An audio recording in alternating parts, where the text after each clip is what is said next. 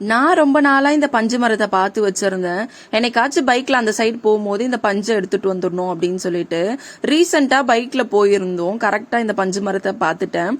இப்ப எடுத்துட்டு போயே ஆகணும் அப்படின்னு சொல்லிட்டு பைக்கை வந்து அங்க நிறுத்தியாச்சு. போயிட்டு பக்கத்துல ஒரு கோணி எடுத்துட்டு உள்ள போய் பார்த்தோம். அந்த மரத்துக்கு கீழே ஃபுல்லா இவ்வளோ பஞ்சுங்க கொட்டி போயிருந்துச்சு. எங்களால எடுக்கதான் முடியல, அந்த அளவுக்கு பஞ்சு கீழே கொட்டி போயிருந்துச்சு. யாருமே எடுத்திருக்க மாட்டாங்க போல, அவ்வளோ பஞ்சு இருந்துச்சு. எதுவுமே ஏறி பறைக்கணும்ன்ற அவசியமே இல்ல.